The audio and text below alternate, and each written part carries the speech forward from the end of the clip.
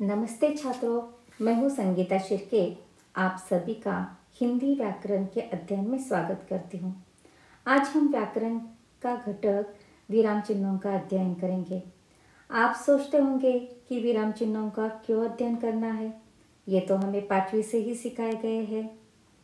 इसलिए हम विराम चिन्हों को नज़रअंदाज कर देते हैं। कभी कभी जल्दी में गलत जगह पर विराम चिन्ह लगाते हैं और वाक्य पूरा करके लिख देते हैं। लेकिन गलत जगह पर विराम चिन्ह लगाते हैं तो उसका गलत अर्थ, गलत मतलब होता है, ये ध्यान में नहीं आता है और अंक कट जाते हैं। कैसे, तो देखिए, नीचे दिए वाक्य में विराम चिन्ह लिखकर वाक्य पूर्ण करना है। पूरा कीजिए, यह आपको प्रश्न दिया जाता है और वाक्य दिया जाता है, घोड़े को रोको मत जाने दो।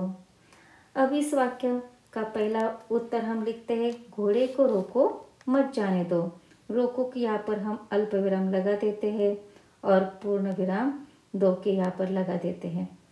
दूसरा वाक्य हम तैयार कर लेते हैं, घोड़े को रोको मत जाने दो। मत के यहाँ पर अल्प विराम लगा देते हैं और जाने दो के बाद में पूर्ण विराम लगा देते हैं, यानी दोनों वाक्य हम पूरा कर देते हैं। लेकिन ध्यान से देखिए, यहाँ पर क्या दिखाई देता है। तो पहले वाक्य में रोको, यहाँ पर अल्प विराम देने से वाक्य किस प्रकार हुआ, घोड़े को रोको मत जाने दो, यानी घोड़े को रोकना है, उसे जाने नहीं देना है। और दूसरे वाक्य में हम क्या देखते हैं, घोड़े को रोको मत, घोड़े को रोकना नहीं है, उसे जाने देना है। तो यहाँ पर आपको ध्यान में आया छात्रों, यहाँ पर अल्प विराम या कोई भी चिन्ह यहाँ पर गलत जगह पर देते हैं तो उसका अर्थ, दोनों का अर्थ अलग अलग हो जाता है। यानी इन दोनों वाक्यों में अलग अलग स्थान पर विराम चिन्ह लगाने से इनका भाव एक जैसा नहीं रहा है, अलग अर्थ का वाक्य हुआ है। यानी सही जगह पर सही विराम चिन्ह हमें लिखने हैं। और एक उदाहरण देखो ना, एक पति शहर से अपनी गांव में रहने वाली बीबी को ख्याली का खत लिखता है, लेकिन जल्दबाजी में गलत जगह पर वह विराम चिन्ह लगाता है। जब वह पत्नी खत पढ़ती है तो रोने लगती है। क्यों, तो देखिए खत क्या है। पति अपने बीवी को खत लिखता है, भगवान बारिश हुई है तो हरी घास काट दो, गाय को खिला दो, बुआ को तकलीफ न दो, बच्चों को मारो, मेरी चिता करना नहीं, मैं कुशल हूँ, अपना ख्याल रखना।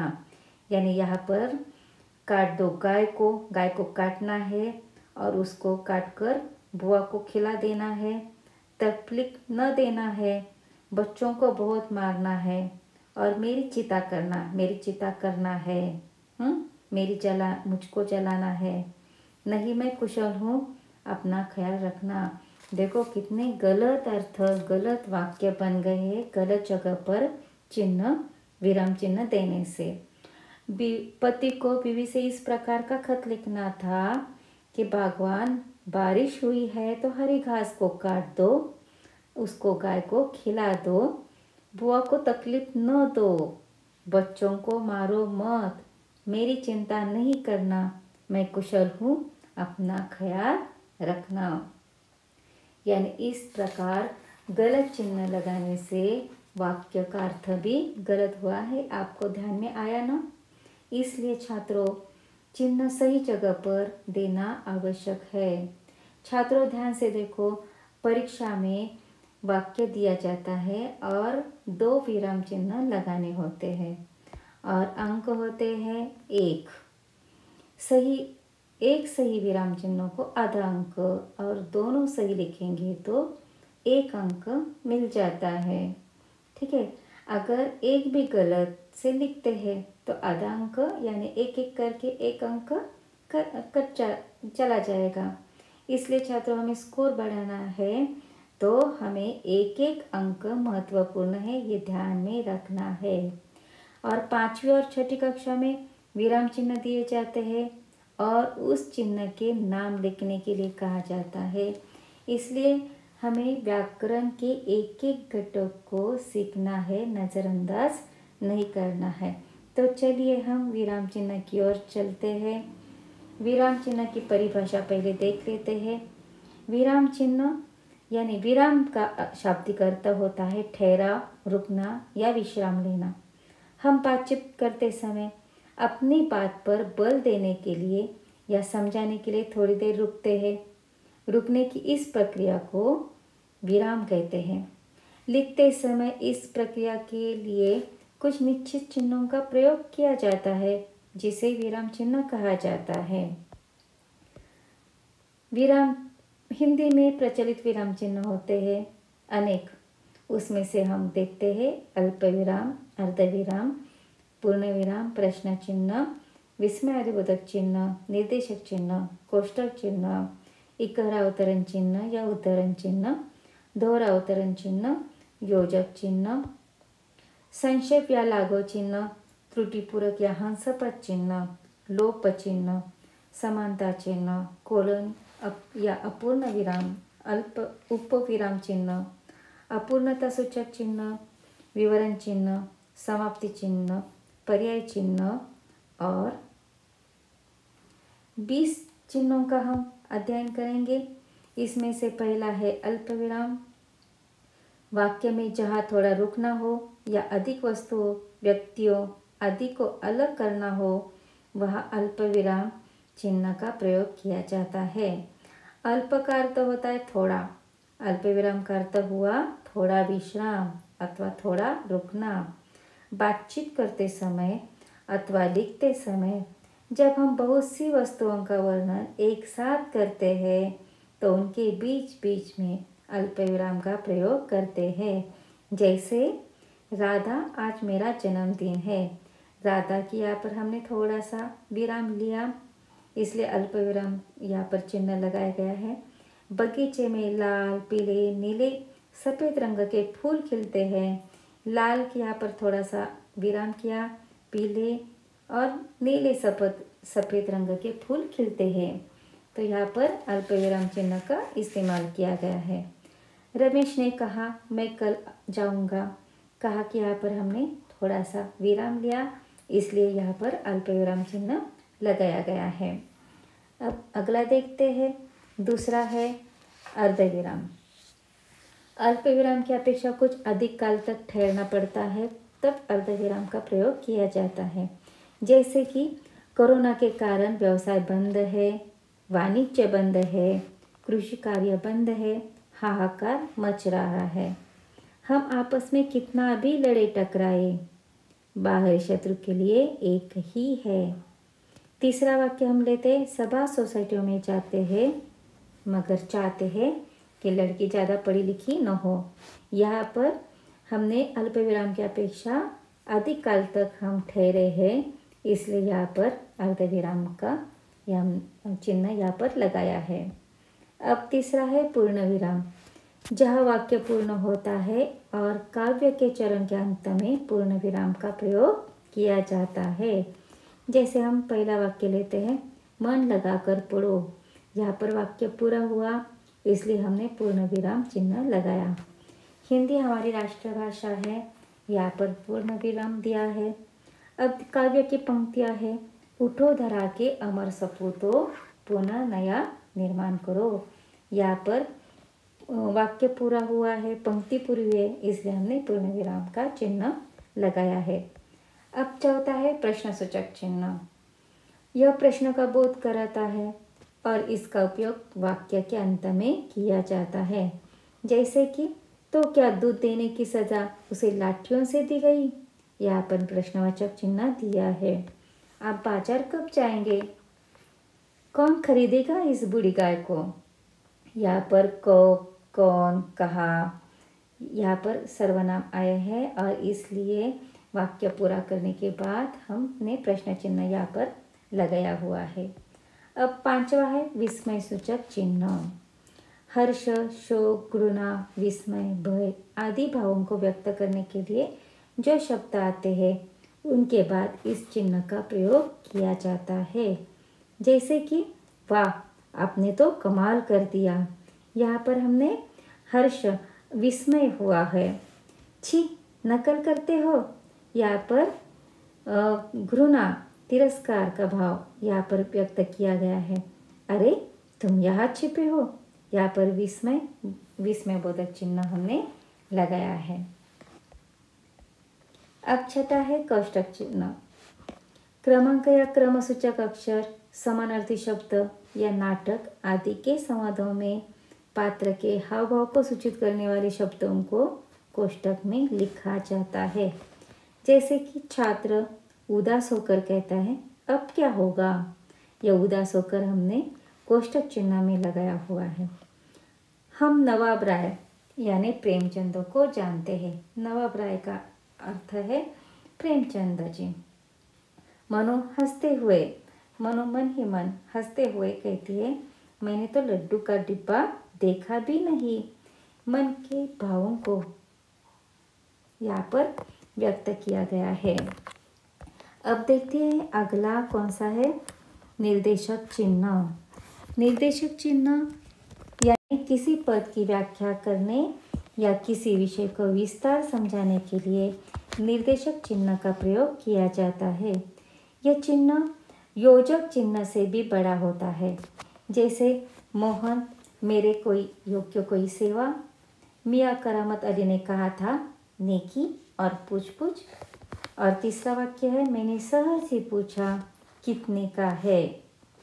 इन वाक्यों में निर्देशक चिन्ह लगाया हुआ है। अब आठवां है इकहरा अवतरण चिन्ह। पुस्तक, समाचार पत्र, लेखक का उपनाम आदि का वाक्य में प्रयोग करते समय बीच में कथन हो तो इकहरे अवतरण का प्रयोग किया जाता है। जैसे कि कन्हैयालाल मिश्र यानी प्रभाकर श्रेष्ठ साहित्यकार है। यानी प्रभाकर यह उपनाम हुआ इसलिए हमने उसे इकहरा अवतरण चिन्ह में दिया गया है। जयशंकर प्रसाद जी का इरावती उपन्यास मैंने पढ़ा है। जयशंकर प्रसाद जी ने इरावती या उपन्यास लिखा है इसलिए यह इरावती या इकहरा अवतरण चिन्ह में लिखा है। गोपाल प्रसाद कहते हैं अच्छा तो बिजनेस की बातचीत हो जाए, बिजनेस पर ध्यान दिया है इसलिए बिजनेस यह शब्द है इकहरे अवतरण चिन्ह में लगाया हुआ है। दोहरा अवतरण चिन्ह, जब किसी के कथन को बिना किसी परिवर्तन के जोड़कर तो लिखना हो तब वहाँ इस चिन्ह का प्रयोग किया जाता है। जैसे कि मैं पहले ही पूछ लेता भूख क्या क्या लगेगा। सिंचन ने मुस्कुरा कर कहा यह तुम्हारी माँ ही कर सकती है। क्रिकेट खिलाड़ी की प्रशंसा करते हुए उन्होंने कहा एक दिन तुम देश का नाम रोशन करोगे।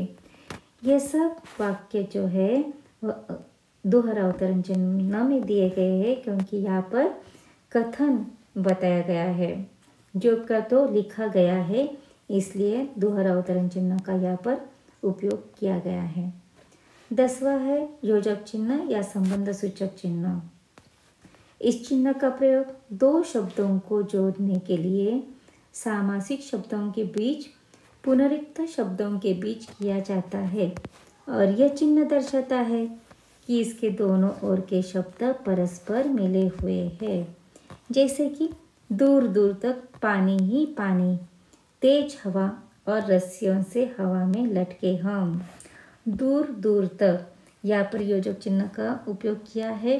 पानी ही पानी यहाँ पर दो शब्दों को जोड़ने के लिए सामासिक शब्दों के बीच यहाँ पर यह योजक चिन्ह का उपयोग किया गया है। लक्ष्मी के शरीर में एक सिहरन सी दौड़ गई।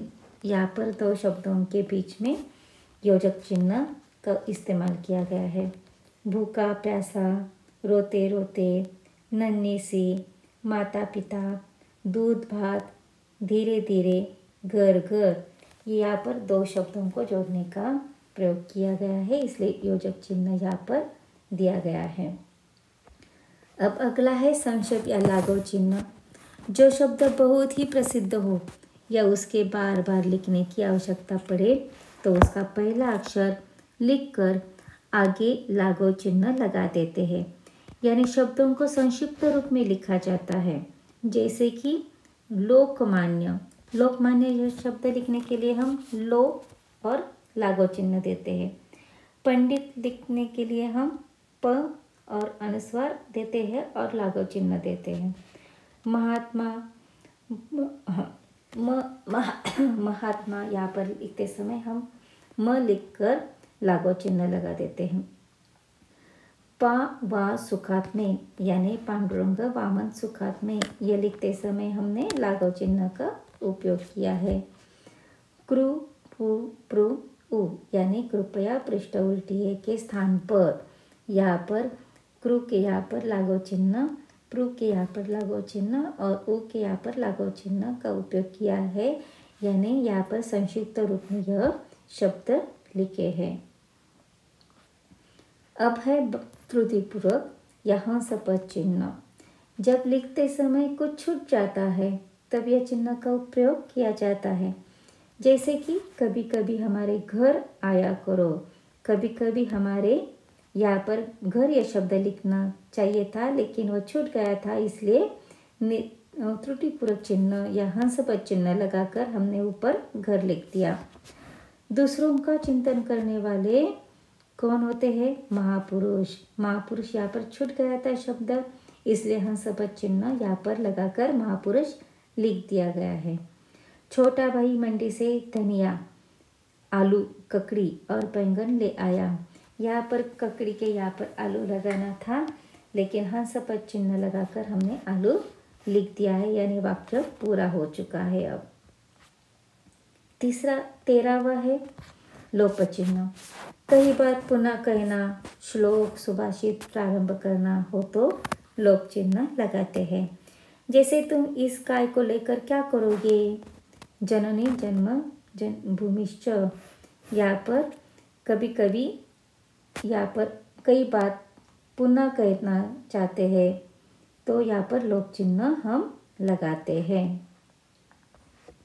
समानता चिन्ह यानी समता सूचक चिन्ह यानी बराबर का चिन्ह। जब एक बात के समतुल्य पर दूसरा भाव यह शब्द होता है तब वहाँ पर समता चिन्ह ये लगाया जाता है। यह शब्द का अर्थ बतलाने के लिए व्याकरण में भी लगाया जाता है। जैसे कि रत्न आकर, रत्न को मिला दिया आकर यानी उत्तर हुआ रत्नाकर। सागर यानी समुद्र। 1 रुपया यानी 100 पैसे। यहाँ पर समानता चिन्ह हमने लगा दिया है। कोलन या अपूर्ण विराम या उपविराम चिन्ह। शीर्षकों में निर्देशक के रूप में भी यहाँ पर यह चिन्ह लगाया जाता है। जैसे कि निराला एक अध्ययन, नई कविता, नई चुनौतियाँ। संक्षेप में उत्तर लिखिए। यहाँ पर यह उपविराम या अपूर्ण विराम का चिन्ह लगाया जाता है। अपूर्णता सूचक चिन्ह। किसी लेख अथवा अंश में छोड़ा जाता है तब इस बात को प्रदर्शित करने के लिए कि कोई अंश छोड़ा गया है तब अपूर्णता सूचक चिन्ह लगाया जाता है। जैसे कि अगले दिन हम सब मिलकर जाना चाहते थे। कहाँ जाना चाहते थे यानी अपूर्ण बताया गया है, अंश छोड़ दिया गया है। तुम्हारा सब काम करूँगा को बोलो, किसको बोलो मालूम नहीं है लेकिन इसको बोलना है। यहाँ पर अपूर्णता सूचक चिन्ह लगाया है। मैं कुछ बोलना चाहता हूँ, यहाँ पर अपूर्णता सूचक देकर अपूर्णता बताई गई है। अब है विवरण चिन्ह।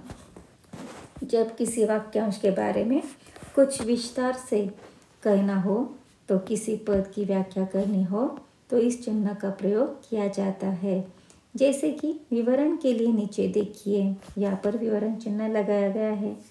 पुरुषार्थ 4 है, यहाँ पर विवरण चिन्ह है। धर्म, अर्थ, काम और मोक्ष। विशेषण के 4 भेद होते हैं, यहाँ पर विवरण चिन्ह है। कौन से बताया गया है? तो गुणवाचक, संख्यावाचक, परिणामवाचक और सार्वनामी। और ये बताने के लिए यहाँ पर विवरण चिन्ह का इस्तेमाल किया गया है। अब देखिए पर्याय चिन्ह। चिन्ह की ओर ध्यान से देखना है। ज़्यादातर पत्र लेखन में प्रश्न लिखते समय इसकी उपयोगिता होती है।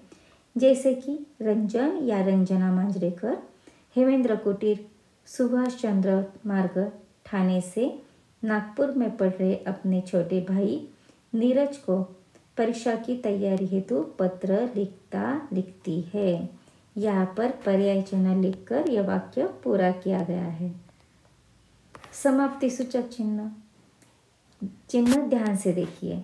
किसी रचना, कहानी, प्रसंग संबंधी लेखन के समाप्त होने पर सबसे अंत में समाप्ति सूचक चिन्ह लगाया जाता है। जैसे कि इस प्रकार पुरुषार्थ 4 है, धर्म, अर्थ, काम और मोक्ष। और बाद में देखिए यहाँ पर समाप्ति सूचक चिन्ह लगाया गया है, यानी यहाँ पर यह जो लेख है, यह जो रचना है, यह यहाँ पर समाप्त हुई है, इसलिए समाप्ति सूचक चिन्ह लगाया दिया है। तो छात्रों, आपको विराम चिन्ह तो समझ में आ ही गए होंगे। अब हम देखेंगे कि 10वीं परीक्षा में किस प्रकार का प्रश्न आ जाता है। तो 10वीं कक्षा में बोर्ड में इस प्रकार का प्रश्न आ जाता है। निम्नलिखित वाक्यों में उचित विराम चिन्ह लिखकर वाक्य फिर से लिखना है। इसके लिए 1 अंक है। गाय ने दूध देना बंद कर दिया है, बूढ़ी हो गई है। गाय ने दूध देना बंद कर दिया है, अर्थ उत्तर हम लिख देते हैं और बूढ़ी हो गई है यहाँ पर हम अल्प विराम लिख देते हैं। बंद कर दिया है यहाँ पर और बूढ़ी हो गई है यहाँ पर पूर्ण विराम देते हैं। तो यहाँ पर अल्प विराम के यहाँ पर सही यहाँ पर विराम चिन्ह लिखा है तो आधा अंक मिल जाता है, और यहाँ पर पूर्ण विराम यह सही है इसलिए हमें आधा अंक मिल जाता है। तो दोनों मिलकर यहाँ पर हमारा 1 अंक, हमें 1 अंक मिल गया है। अब दूसरा वाक्य है, काकी उठो भोजन कर लो। यहाँ पर विराम चिन्ह देने हैं तो हम लिख देते हैं काकी उठो भोजन कर लो।